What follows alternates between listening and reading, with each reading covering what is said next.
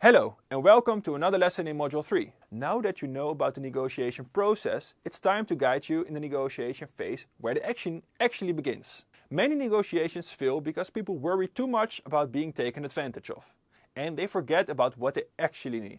When people lose sight of their own goals, they often end negotiations even if they've already achieved their needs, simply because they are more focused on whether the other side won. Don't let this happen to you, because if you invest time in planning and preparing for your negotiation, you will improve your outcome every time. It's like the saying goes, failing to plan is planning to fail.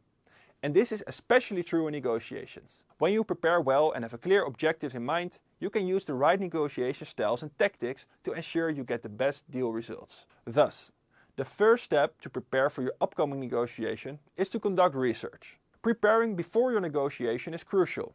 It's essential to conduct thorough research and gather information before diving into negotiation processes. Skipping this step would be akin to go into battle without your weapon. You will be defenseless and unable to respond effectively. Here are some key aspects you should have a clear understanding of. Are you in a win-win or win-lose situation? What is your goal? What is your position? What is their position? What are your interests and theirs? What is the best possible outcome? What would be a fair deal? What is your minimum acceptable deal? By addressing these questions, you can better plan and strategize for your negotiation, ensuring that you have a clear understanding of your objectives, positions, and desired outcomes. The next step is to form a negotiation team.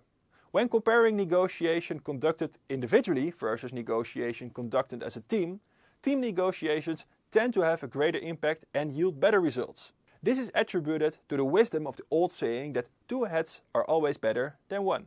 Engaging in negotiations as a team allows for the inclusion of multiple perspectives and a wider range of opinions on various topics that may arise during the negotiation process. This diversity of viewpoints enhances the team's ability to analyze situations, generate creative ideas, and make well-informed decisions, ultimately leading to improved outcomes in negotiations. The third step is to analyze your BATNA.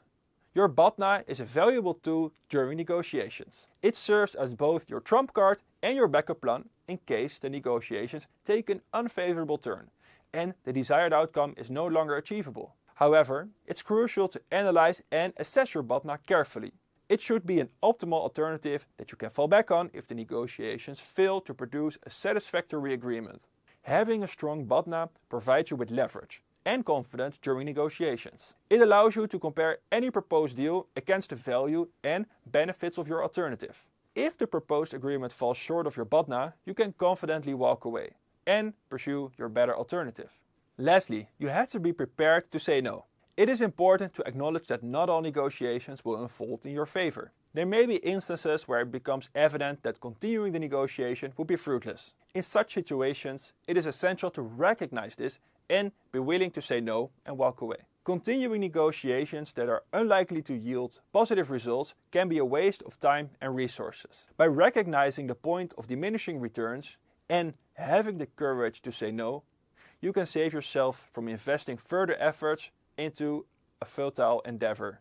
Walking away from negotiations that are not beneficial does not imply defeat or failure. It demonstrates your ability to make rational decisions and prioritize your interests. Sometimes accepting the fact that the negotiation is not going in your favor and disengaging can lead to better opportunities elsewhere. Remember, it is crucial to assess the situation objectively and evaluate the potential costs and benefits. If it becomes clear that continuing negotiations will not be advantageous, it is wise to say no and redirect your focus towards more promising alternatives. Now it's a wrap. Congratulations on completing this lesson in Module 3.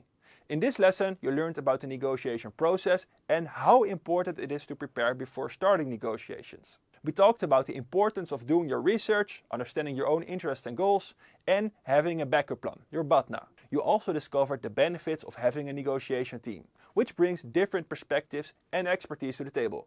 And remember, it is okay to walk away from a negotiation if it's not in your best interest. We also provided extra reading material that you can use to prepare more for your negotiations. Thanks for joining us today. We can't wait to see you in the next lesson, where we will explore how to develop your negotiation strategy.